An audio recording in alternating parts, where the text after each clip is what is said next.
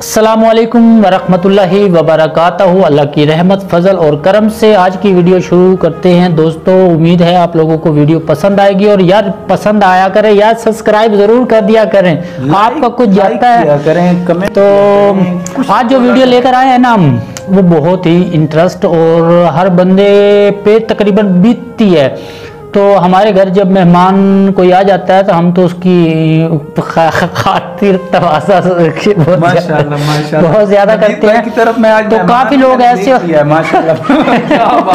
काफी लोग ऐसे भी होते हैं जो मतलब ना समझ लेते हैं अल्लाह अकबर। हालांकि जो मेहमान होता है ना अबरार भाई, जो मेहमान होता है वो अपना रिज्क जो है ना वो अपने आप खुद लेकर आता है और हमारे रिज्क में भी इजाफा हो जाता है।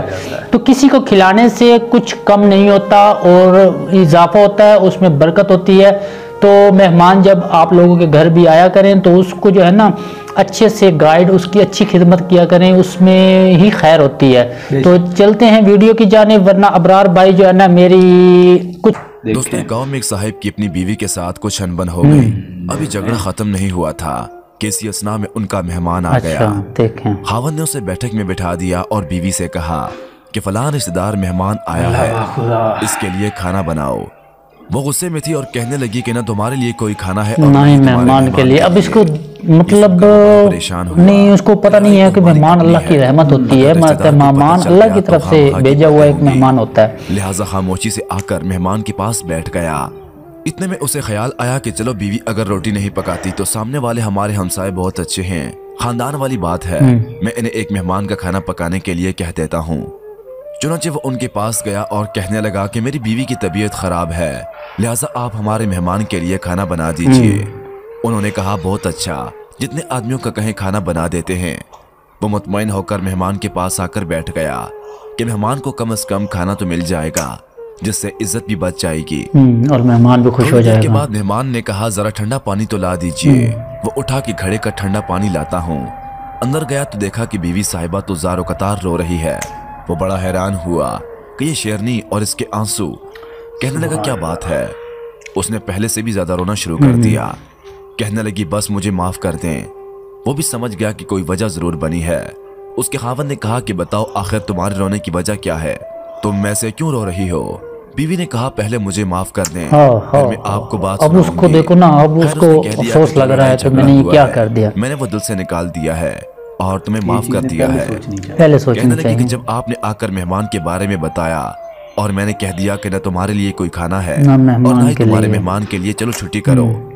मगर मैंने दिल में सोचा कि लड़ाई तो मेरी और आपकी है और ये मेहमान रिश्तेदार है, हमें इसके सामने ये पोल नहीं खोलना चाहिए। चुनांचे मैं उठी के खाना बना देती हूँ।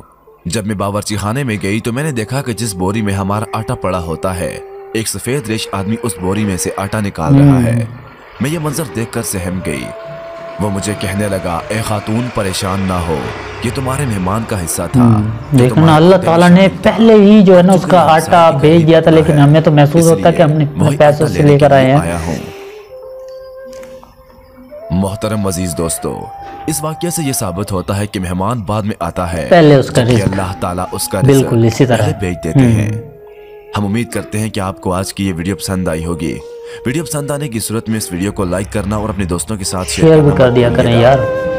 तो दोस्तों, जैसा कि आपने देखा है कि मेहमान अल्लाह की रहमत होती है। मेहमान जो होता है ना वो अपना रिज्क, अल्लाह ताला उसका रिज्क जो है ना वो पहले ही जो है ना हमारे घर में भेज देता है और हम घबरा जाते हैं, यार ये मेहमान आ गया है अब हमारा क्या होगा।